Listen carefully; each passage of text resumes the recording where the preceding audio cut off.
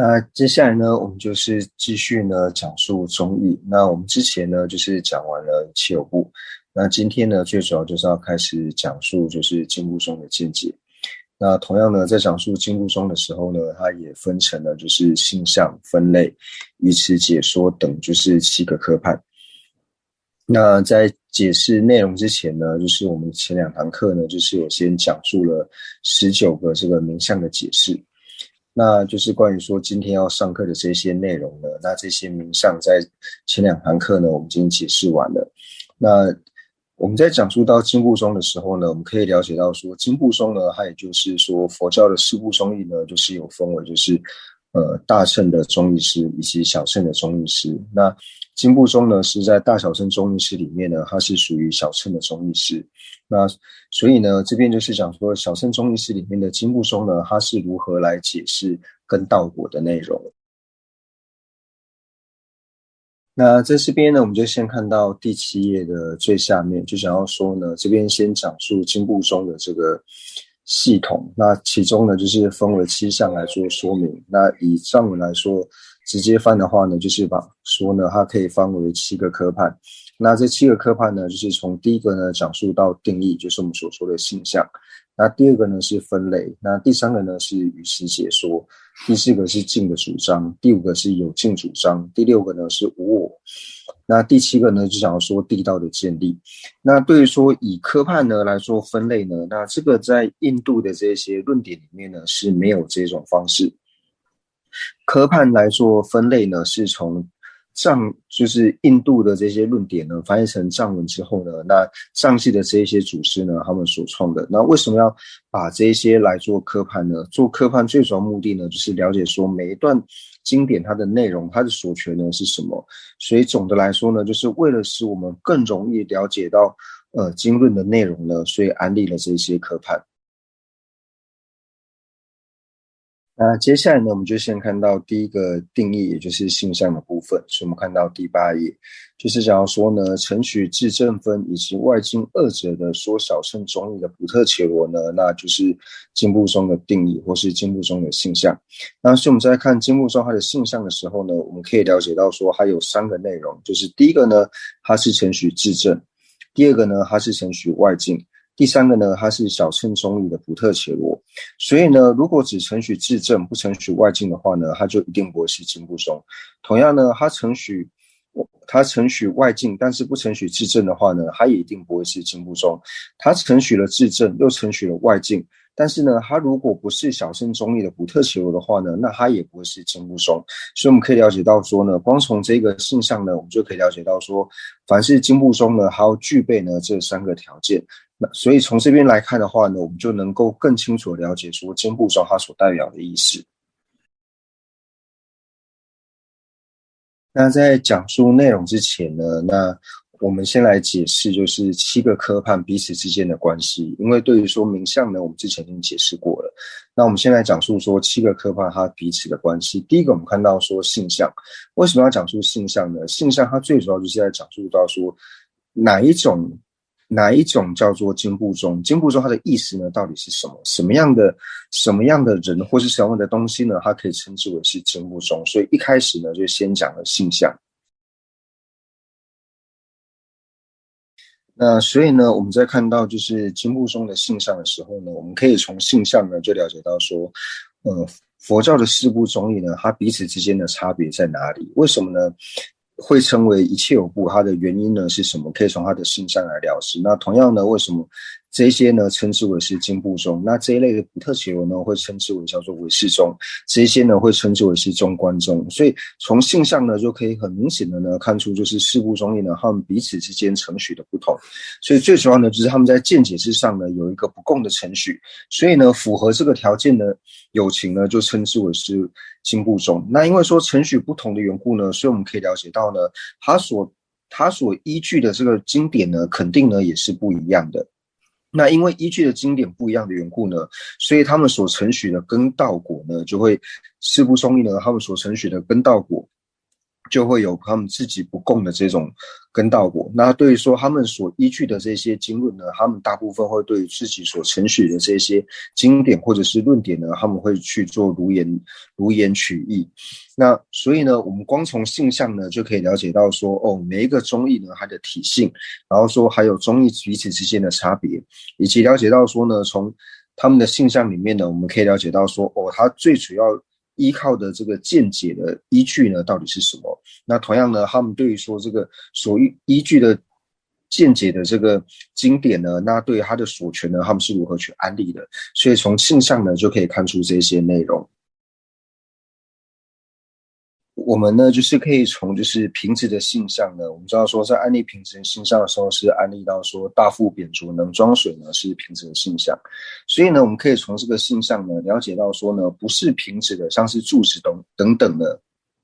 显示出了说柱子呢它不是平直，为什么呢？因为它不符合平直性相的缘故，所以我们从平直的性相呢，你也可以区别出呢平直和非平直之间的差异。那再举一个例子来说呢，就是我们在安立无常或者是常的时候呢，我们安立无常的性相的时候呢，我们是安立就是刹那刹那的坏灭，这个是无常的性相，刹那性是无常的性相。那刹那性是无常性相，我们在安立的时候呢，它同样呢具有两个作用，一个就是成立的作用，一个是否定的作用。成立的作用是什么呢？就是只要是刹那性的话呢，它就会是无常，由此呢成立了无常。那否定了什么呢？否定了就是如果呢不是刹那性的时候呢，它就不会是无常。所以一个性相呢，它可以有成立面以及否立面呢，然后来诠释它的这个名相。所以了解了性相之后呢，那第二个呢就讲述到分类，就是已经了解到什么是经部宗之后呢，那接下来就了解说，哦，经部宗呢，它如果去区分的话呢，又可以分为哪几种？就比方说，我们可以了解到说，它总的一个程序之外呢，那他们彼此还有哪一些些微的差异，所以去了解到说，那经部宗呢，还有可以做哪几种的分类？那第三个呢，就是语词解说。那所谓的语词解说呢，或者说我们讲的，就是说它是字面的一个解释。为什么叫字面的解释呢？就是为什么我们会把它称之为叫做经部宗？较为经部宗的原因是什么？为什么不把就是具备这个条件的这个普特伽罗呢？为什么我们不会叫它叫中观宗，或者说我们不会叫它做唯识宗？为什么会把它叫做唯识？为什么会把它叫做经部宗呢？就是从这个字面呢来解释说它为什么叫做经部宗。那接下来呢，就是讲到说静的主张、有静的主张、无我的主张，还有地道的建立。那这四个呢，最主要就是诠释了呢，就是经部宗呢，它的宗义里面呢，它不共的根道果呢是如何的去做安利。因为我们就讲到说呢，四部宗义呢都有它不共的这种安利根道果的方式。那我们在讲到说，就是根呢，指到说静。那静呢，就是指说静和有静里面的静。那这个静呢，所指的呢就是二谛。所以在讲到根的时候呢，指的就是静和有静里面当中的静，然后所指的呢，也就是二谛，就是来讲说。经部宗呢，他在诠释他不共的根道果的时候呢，他的所权呢是如何去诠释的呢？他如何去做解释的？那就只透由他的根道果来做解释。那在讲根的时候呢，就讲说，那经部宗他是如何安立他的静，也就是呢，他是如何安立二谛的。那第二个呢，就是讲到说有静的程序方式。那前面呢，就是我们讲到说呢，就是根呢，它可以分为就是静和有静。那所以呢，我们在讲述到说，第一个呢，讲到说，如果说我们把二谛呢安立为就是它的静的时候呢，那通达这个二谛的有静呢是如何的去安立的呢？就是哪一些了知呢，它是通达世俗谛，哪一些呢是通达圣义谛？因为我们说在经部宗的时候呢，他所承许的圣义谛呢，指的就是像是无常等这些法类，像是平止、住止等等呢，是属于他的圣义谛。那世俗谛呢，就是虚空还有常法等这些呢，安立为世俗谛。所以在了解了二谛之后呢，那就想要说，那对于二谛呢，哪一些了知是能够通达世俗谛，哪一些是能够通达圣义谛，以及说这些了知它是如何去入于它的境，它是如何去入圣义谛，或是它是如何去入于世俗谛的。所以静的主张还有有静的主张呢，都可以归类在根道果里面的根。那接下来呢，讲到说无我的这个主张呢，那无我的主张呢，就是在前面讲的静的主张呢，然后再为更深入的去做解释。就讲到说呢，就是讲到说无我呢，又可以分为两种，就可以分为呢，就是常一自主空的无我，以及呢真实独立实体空的无我这两种。那就会讲到说呢，那我们前面所讲到的静呢，无论是哪一种静呢，它都是常一自主空的。那它的理由呢是为什么？然后无论是哪一种静呢，它同样呢也都是属于真实独立实体空的。那它是真实独立实体空的理由是什么？所以在静的主张上面呢，讲得更仔细的话呢，那就讲到说无我的主张。那既然讲到说呢，就是讲到说诸法的实相呢，就是诸法最细的呢，就是想要说无我。那讲到说有两种无我，那同样呢，那证的无我的智慧呢，还有是哪样子的智慧呢？以及说我们在证的无我的时候呢，是如何的去证的？所以呢，这就讲到说地道的建立。那就讲到说呢，我们在证的无我的时候呢，其实又分为就是最初证的，然后还有说中间证的，以及呢就是最后讲到说现证的部分。那就讲到说我们最初呢证的无我的时候呢，那也就是在资粮道的时候，在资粮道最初呢有比度呢去证的无我。那等到我们最初有比度证的无我之后呢，那什么时候能够透由止观双运呢去证的无我的时候呢，那这个时候就进入了加行道。那在继续串习呢，能够现证无我的时候呢，那就进入了见道。那进入见道之后呢，那我们在不断这个串习呢，能够现证无我的这个智慧呢，那就是修道。那等到我们串习这个无我的智慧呢，它能够断除我执的时候呢，那这个时候就是进入了无间道。所以呢，无我的这个主张，就是说无我的承许方式呢，还有地道的建立呢，是完全呢是可以互相呢做配合的。所以呢，我们在讲述到说，就是他在安利跟道果的时候呢，我们讲到说静的承许方式，还有有静的承许方式呢，是可以收摄在根里面。然后在讲到道的时候呢，就讲到说，我们讲到说无我的主张，以及说呢，在讲到地道的时候呢，就讲到说，就是我们透由资粮道以及加行道，还有呢见道，它是如何去证的无我的时候，就是讲到说道地，那也是讲到说第二个道。那所以第三个呢，果呢，就讲说，那我们时候呢，什么时候能够透由修道呢，断除我执的时候呢，那就是证得了就是无学道，那也就是获得了果位。所以呢，静有静无我的这些承许方式，还有地道的建立呢，是完全能够收摄在根道果里面的。所以呢，它这个科办的安利呢，是有它的次第的，就是彼此之间的关系，以及呢前后的安利的一个次序呢，是有它的次第。那接下来呢，我们就看到第8页的第一行呢，就是刚刚讲述到的，就是承认呢自证分还有外境二者的呢，说小乘中义的普特伽罗呢是经部中的定义，也就是经部中的性相。那经部中呢还有譬喻师二者呢是同义的，就是他们两者意思呢是相同的。那所谓的自证呢，就是我们前面呢已经解释过了，就是想要说像是以直持蓝色的这个演示来说的话呢，那自证呢它就是能够领纳直持蓝色眼知的这个了知，这个自证呢，把它称为自证。为什么它称为自证呢？自证并不是说直持蓝色的眼知呢，它能够领纳自己的缘故呢，所以它叫做自证，而是呢有一个和直持蓝色眼知呢和它体性呢相同的，然后能够领纳它的一个了知的缘故呢，所以把这个和直持蓝色眼知体性相同，然后又能够领纳直持蓝色眼知的这个了知呢，把它称之为叫做自证。那所以呢，我们之前就是去年呢，在解释心类学的时候呢，就已经讲到了自证。那在讲述自证的时候呢，同样就会讲到说，自证和他证呢会一起做解释。那所谓的自证呢，就是提到说有境呢，它所领纳的呢就是有境，由有境来领纳有境呢，所以称之为是自证。那像是他证的话呢，就是像是它是以有境呢来领纳外在的，就是色等诸法呢，所以称之为叫做有境。那这个呢，就是称之为是他证。那所以像是根现前还有意现前呢，因为他们领纳的呢都是色等这一种外在的这些法的缘故呢，所以根现前以及意现前呢都是属于他证。那能够领了知本身的这个了知呢，就是称之为是自证。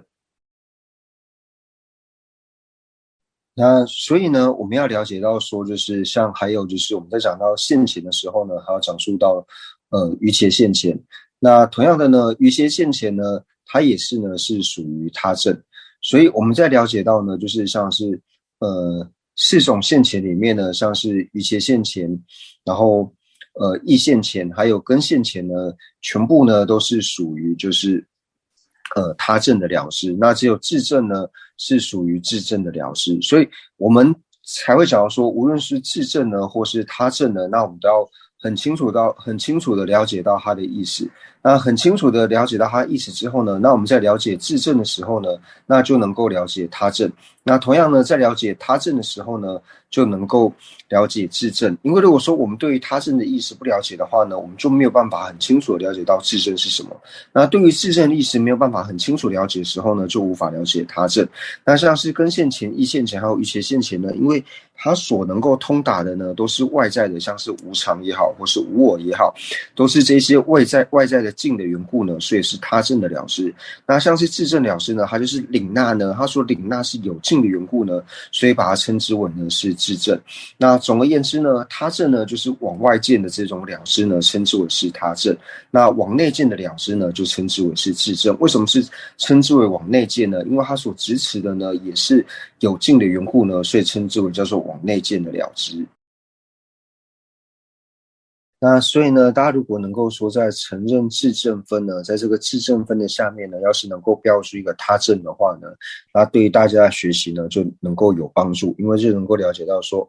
自证呢和他证呢是要一起了解的。那像是就讲到说，我们讲到说四种现前里面呢，像是根现前、意现前、余邪现前呢，都是属于他证，那只有自证现前呢是属于自证。那在这边呢，就是讲到说，就是自证还有他证的时候呢，那因为在藏文里面呢，就是我们一般在讲说他证，还有像是丹卓支呢，它在藏文的发音呢是一样的缘故，虽然说字不同，但是音一样，所以为了区分的时候呢，也会特别去讲述到说，那什么呢叫做丹卓支？那丹卓支呢，一定是分别支，为什么呢？因为讲到说丹卓能够丹卓的原因呢，就是因为它能够现起呢，此是此的这种了知呢，称之为是丹卓支。那不过呢，它的中文比较没有这个问题，因为中文就是丹卓支和他证两者呢，就是字什么都不一样。但是藏文因为音一样的缘故呢，所以有时候会搞错，所以会特别的呢，就是把它简明一下，说所谓的他证以及呢丹卓支二者之间的差别。那为什么说这边要了解自证跟他证呢？就像如果说我们要很完全通达平直的时候呢，我们在通达平直的时候，你自然而然也了解到了说不是平直是什么。因为你了解了平直之后，你自然而然就了解非平是什么。同样呢，你了解了什么是非平之后呢，你也能够完全了解什么是平直。所以就如同于此呢，所以当我们能够完全了解自证的时候呢，你就会了解到说，他证是什么。那你如果很清楚了解他证的时候呢，你也自然而然能够了解自证是什么。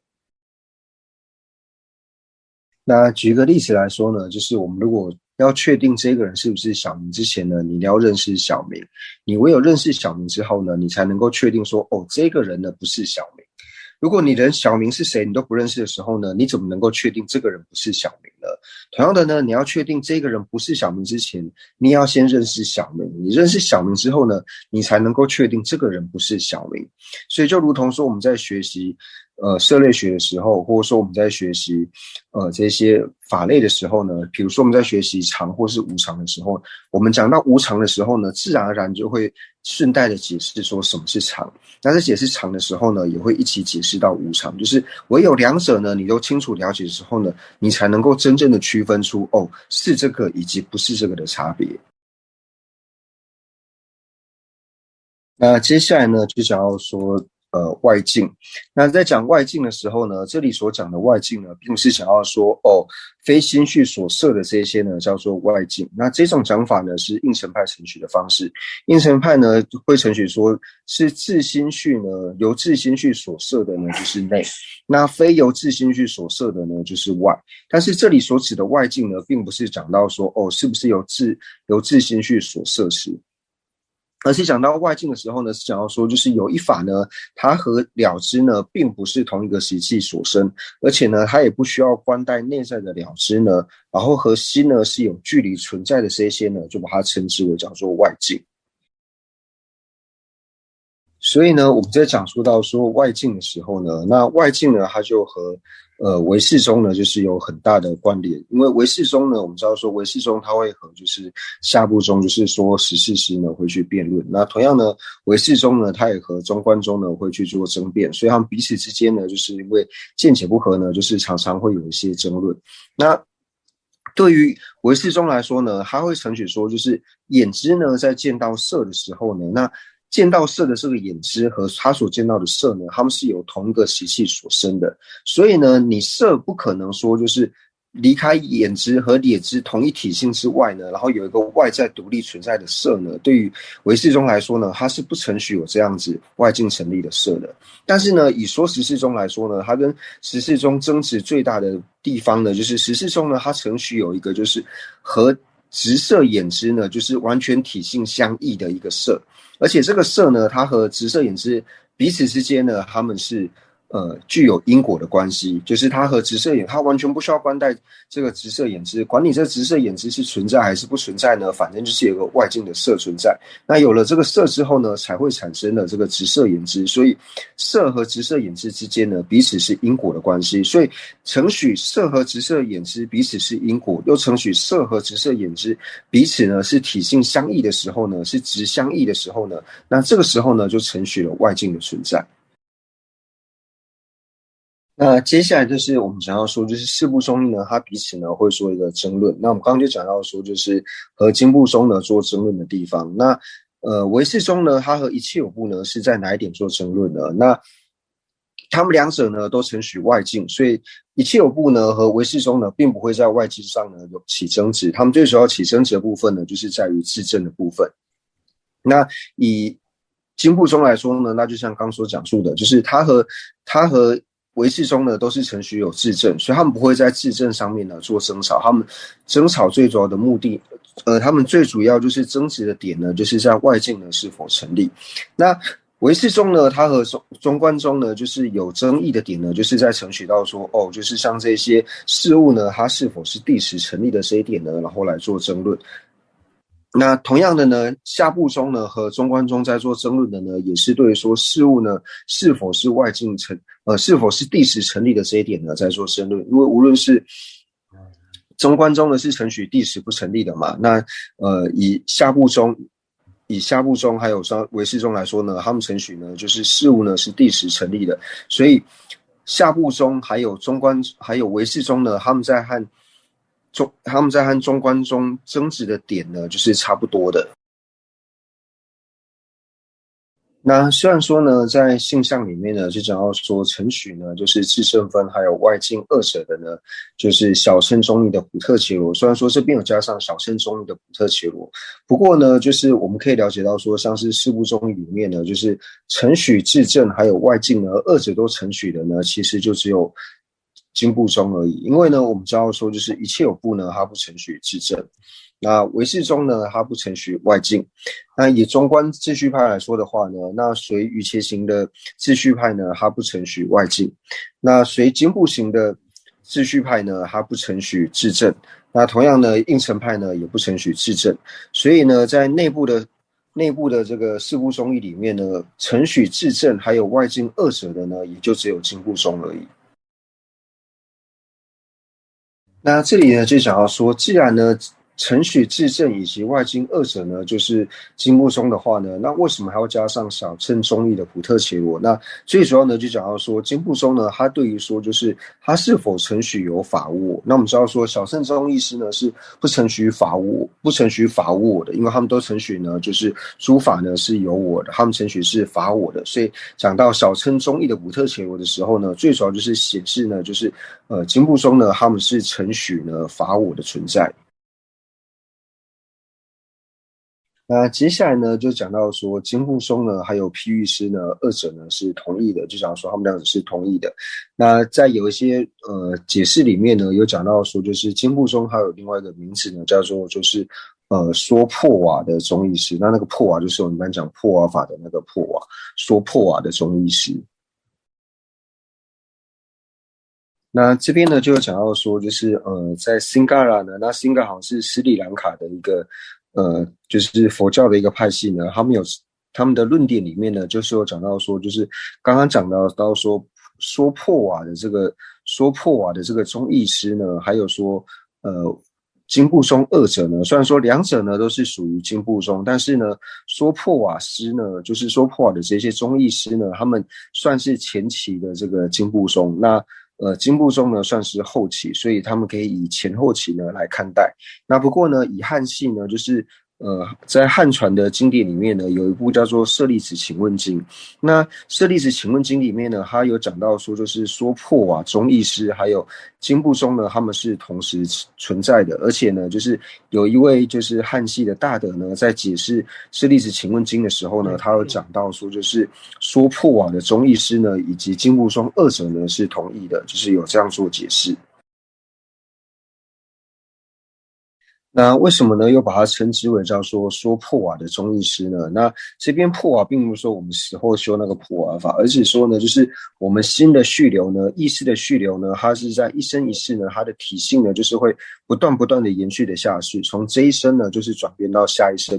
体性不断延续下去呢，所以把它称之为叫做说破瓦的中医师。它这个藏文的这个破瓦就是说有从这一世到那一世，也就是说这一世到那一世的体性就是不断延续下去，意识新的续流不断延续下去的缘故呢，所以叫做说破瓦的中医师。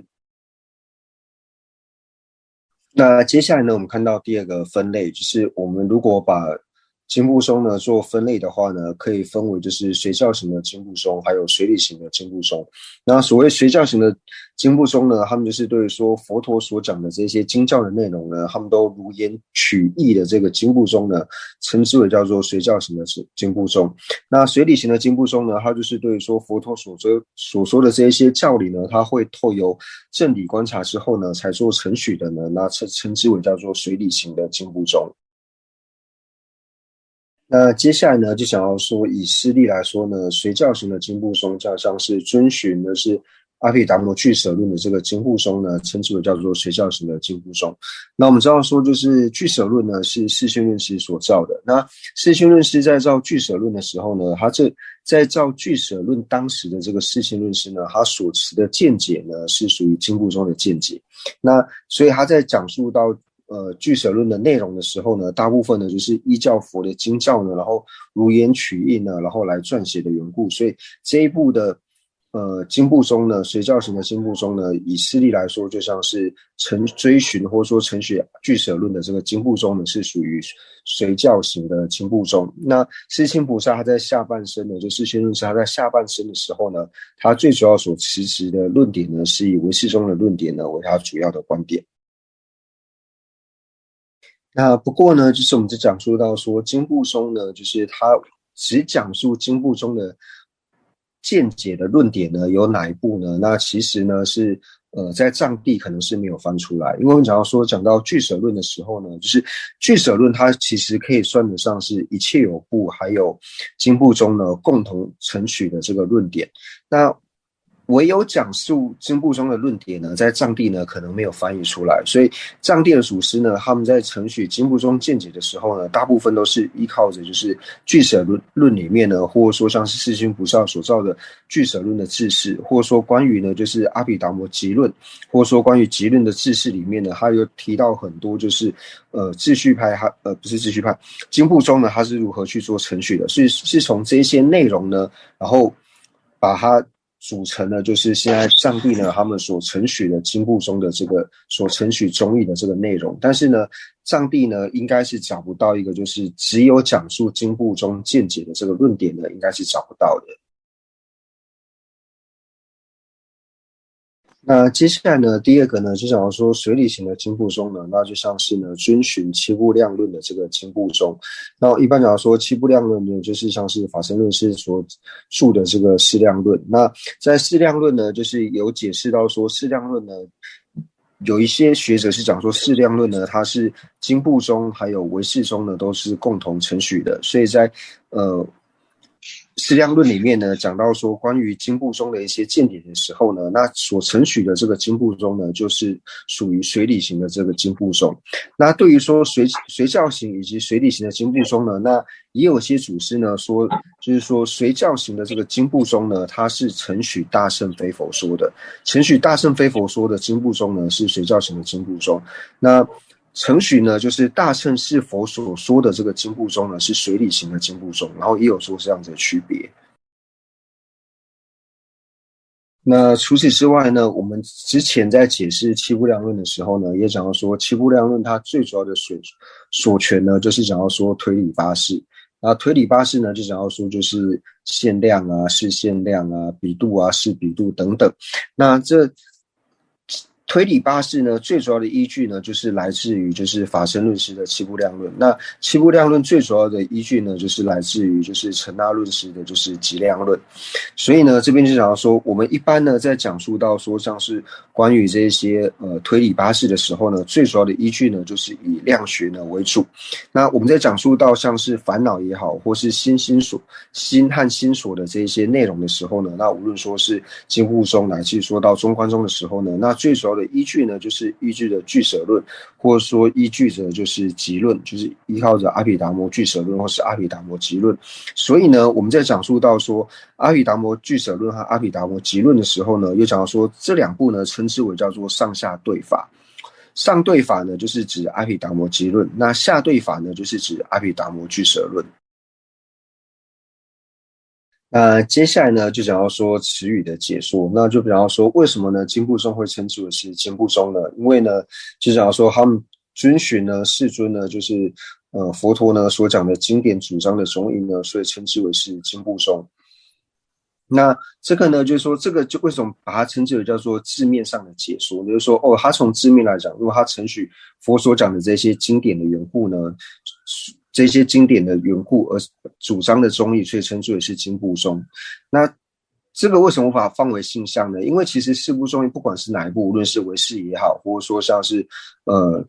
中观宗也好，他们全部都是遵循着世尊的经典而主张的宗义嘛，所以这个只能称之为叫做经部宗。那我们就讲到说，就是经部宗它最主要依据的论点呢，是依靠的就像是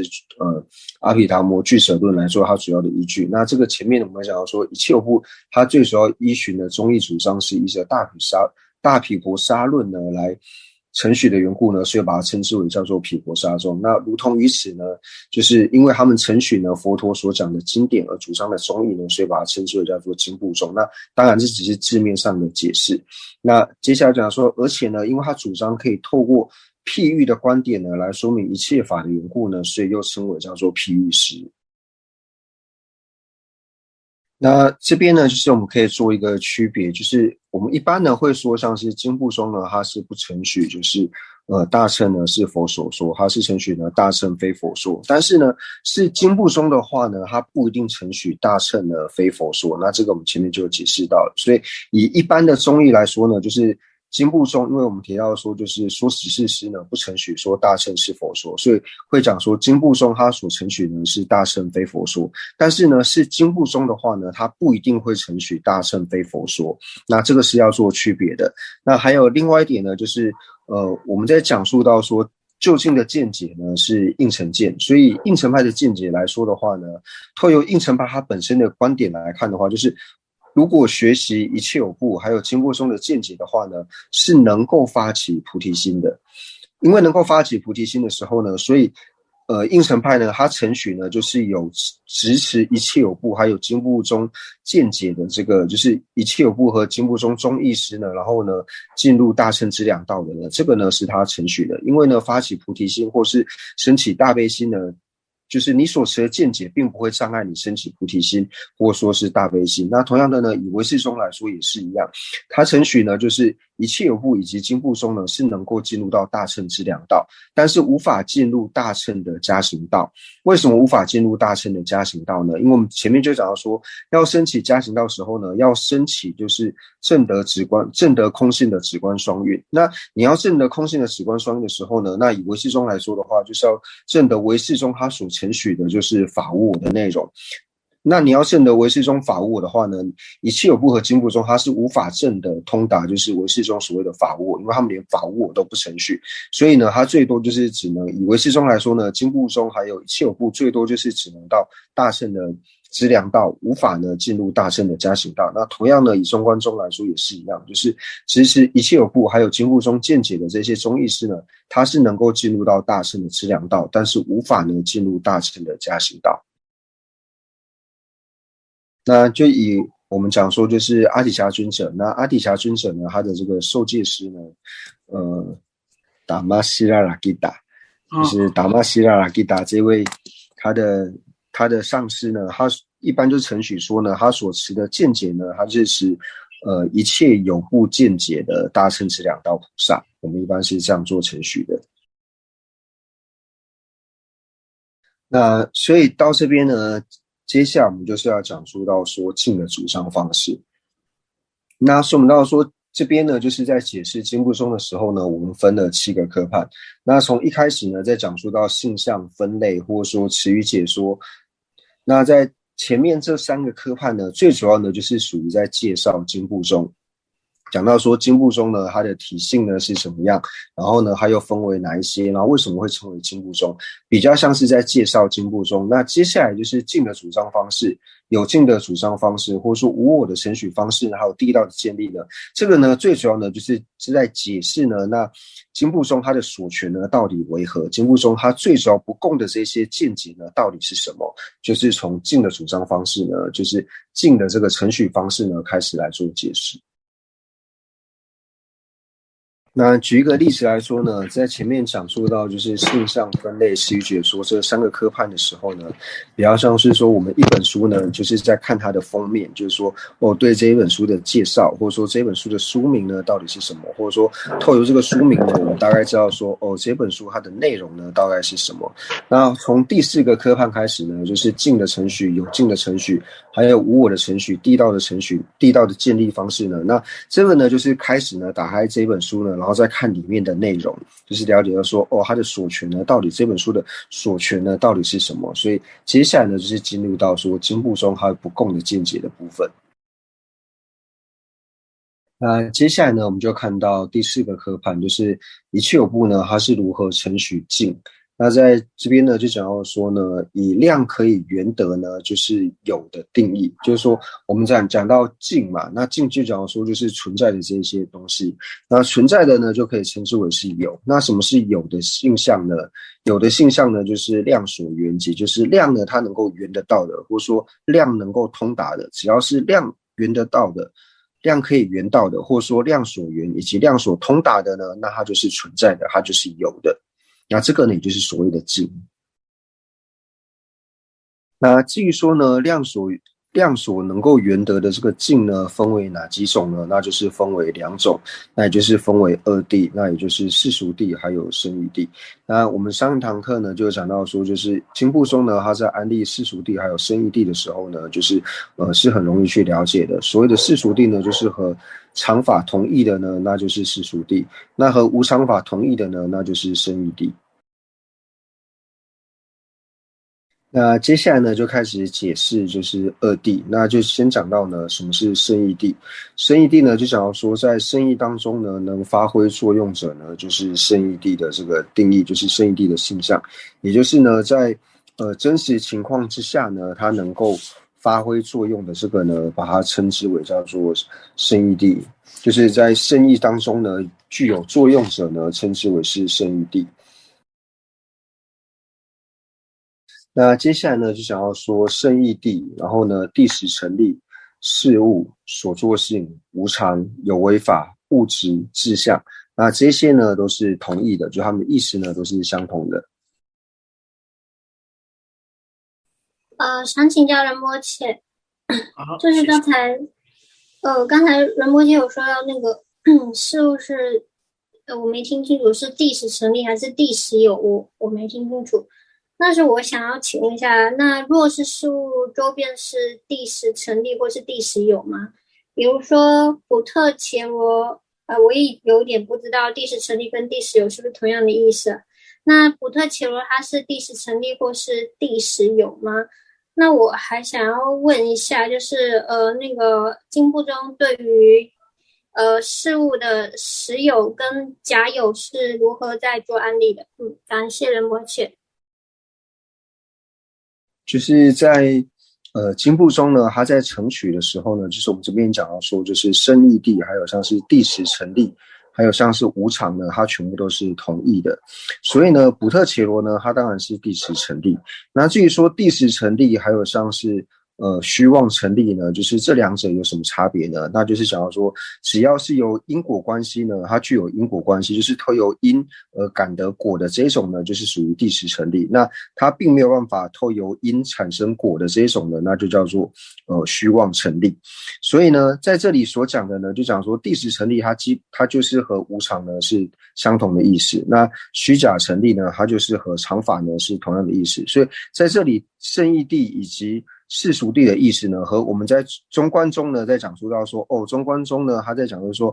显现呢和事实呢相符顺的呢，这个叫做圣义谛；那显现和事实呢不符顺的，这个叫做世俗谛。经部中呢，他并不是用这种方式去做理解的。刚才我还有在追问一个问题，就是说，就是关于实之有跟假有的问题。比如说，我们说那个补特伽罗不是独立实之有，那我们会不会说，就是经部中所承许的，无方分为成是独立实之有呢？谢谢仁波切。就是经部中呢，它在承许就是无方分为成的时候呢，它是承许说无方分的为成。那它既然承许说是无方分的为成，就表示说它是承许是为成。那既然承许它是为成的时候呢，自然而然就成立说它是由因而产生的，它是有一个因果的关系，它是会由因而感得果的，所以它自然而然呢就是谛实成立。那同样呢，经部中它也承许呢，就是无方分的为成呢，它是真实独立的实体空，因为经常说它承许补特伽罗无我，它既然是承许人无我的话呢，它也承许呢诸法呢都是补特伽罗真实独立实体空的。好，那我再追问最后一个问题，就是说，经部中承许有假有的补特伽罗跟实有的补特伽罗，比如说不相应行的那个补特伽罗是假有的补特伽罗，所以它是补特伽罗独立实体空。那实有的那个补特伽罗，也就是我们的第六意识是补特伽罗实有的势力，那实有的补特伽罗也是补特伽罗独立实体空吗？在讲到说呢，就是无论说像是假有的补特伽罗也好，或是实有的补特伽罗也好，那我们刚才讲说实有的补特伽罗，就讲说像是补特伽罗就是补特伽罗四象的这个第六意识嘛，那是属于实有的补特伽罗。那无论说是假有的补特伽罗，或是实有的补特伽罗呢，它都是补特伽罗真实独立之实体空，这个是能够承许的。但是就是说这边就是要特别加以区别，就是补特伽罗真实独立之实体空和真实独立实体空两者呢，就是这个时候就是要做一个区别，就是我们会承许呢，就是以经部中来说的话，它是承许说，无论是假有的补特伽罗也好，或是实有的补特伽罗也好，它都是补特伽罗真实独立实体空。但是呢，以实有的补特伽罗来说的话呢，它是补特伽罗真实独立的实体空，但是呢，它不是真实独立实体空。为什么它不是真实独立实体空呢？因为呢，它是实有的，因为已经讲到说它是实有的补特伽罗嘛。既然讲到说它是实有的补特伽罗，所以呢，它是真实独立的实体。为什么呢？因为在讲到说实有的补特伽罗，就讲到说补特伽罗它的四象的第六意识嘛。那补特伽罗四象的第六意识，它是实有，为什么？因为它是心。我们讲到说，只要是心法，它就会是实有，所以呢，它就是实有。但是呢，它并不是补特伽罗真实独立的，它是补特伽罗真实独立实体空，但是呢，它又是真实独立之实体，就是在辩论的时候呢，有人会这样子承许，但是有同样就是两者都是否定的呢，也有。那人们界说会问这个问题呢，其实最主要呢就是跟假有还有实有如何安立呢，就是很有关联。所以对说假有和实有如何安立呢，这个问题我们到唯识中的时候呢，再来做仔细的解释。那同样呢，实有跟假有和中观中呢也是很有关联的，所以这个等到大乘的中义的时候呢，我们再来仔细的做解释。那至于说呢，以经部中来说的话呢，它如何承许就是质证的权利，它是用什么来做比喻呢？那就讲到说，通常呢是以油灯来做比喻，就像是油灯呢，它除了能够照亮其他的物品之外呢，那油灯它本身呢，它也可以照亮自己，它不需要再透有另外一个灯呢来照亮这个油灯一样。所以质证呢，它可以了知其他的了知，那同样的质证它也可以了知自身一样的，所以透有油灯呢来做譬喻。那就是这边呢有一个问题，就是想请问仁波切，经部中所承许的法我呢是什么？那对于说法我的承许方式呢，有2种不同的承许方式。一种呢就是所谓承许外境成立呢，那就是称之为是法我。那另外一种呢就是承许第十成立呢是法我。所以呢，无论是承许外境成立或是承许第十成立呢，那都是经部中所承许的法我。那就是呢，在这边所讲述到法我呢，是讲到说像是承许外境成立或是第十成立呢，称之为是法我。不过呢，就是在不同的时候呢，它会有不同的解释方式。那像是以唯识中来说的话呢，唯识中它承许有法无我。但是呢，为什么他承许法无我呢？因为他承许说外境呢是不成立的，所以他承许法无我。但是呢，他也承许第十成立。但是这个时候呢，他讲的法无我呢，最主要所理解的呢，就是理解为就是外境不成立。那以应成派来说的话呢，应成派他讲的就是所谓的他承许第十不成立嘛，所以这边他讲的法无我呢，是讲说第十不成立，所以所谓的法我呢，它在不同的时候呢，会有不同的理解。就像刚讲的，像是唯识派呢，他虽然说承许呢，就是第十成立，但是他不会承许说有法我的存在。就是我们说到质证式，质证式它有一个特色，质证式的特色就是成为单子，意思就是说它可以独立而存在。那它既然质证式可以独立而存在，那比如说眼根式的质证式跟眼根式，那就应该是各自，就是他们是各自不同的，就是质证式独立于这个眼根式的存在。那既然如此的话，我们说质证式就是眼根式的质证式可以证得这个眼根式的时候，我们可以说它自己证得自己吗？因为眼根式跟质证式是2个不同的一个怎么说呢？就是质证式独立于眼根式的存在，所以我们说质证式证得眼根式的时候，我们应该没有办法说它是自己证得自己，对吧？那刚仁波切呢，就说对于这个问题呢，就是他就是仁波切以手指呢来做说明。那仁波切讲说，这个说明呢，并不是以就是说他们成立，就是先成立后成立这个因果关系来做解释，而是讲到说呢，比如说第一根就是小拇指，小拇指呢是平指，那能够领纳平指的呢就是无名指，那无名指呢就是直持平指的演示。那直持平指的演示由谁领纳呢？那就是由领纳直平演示的这个质证来领纳直平演示。那我们假如说质证呢，那质证又由谁来领纳呢？那就是说呢，直平演示的领纳直平演示的质证的第一刹那呢，由谁来领纳它呢？由领纳直平演示的质证的第二刹那呢，它来领纳直平演示的第一刹那的质证。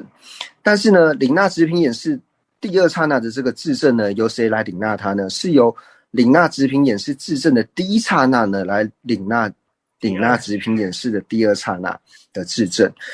为什么要这样子安利呢？因为就是说，在安利质证的时候呢，就是有一些就是他中呢在做问案的时候，就说如果说你领纳直平演示的这个质证呢，第一刹那是由第二刹那来领纳的话，那第二刹那就要由第三刹那来领纳，第三刹那就由第四刹那来领纳。那这样子呢，就会有质证就是无尽的这种过患。所以呢，他在领纳的时候，就讲到说，平指呢是由直平演示来领纳，直平演示呢是由领纳直平演示的质证的第一刹那来领纳。那这个质证的第一刹那由谁来领纳呢？由第二刹那来领纳。那第二刹那由谁来领纳呢？是由第一刹那来领纳它。所以就是它一个就是证得的一个次第是这样证得的。所以就是由这样子呢，然后来反驳到说，如果说质证是一个质证领纳一个质证，那质证会变成无尽的过患呢，是由这种方式来做破释的。那这种承许方式呢，是所有承许质证的中医师呢都承许。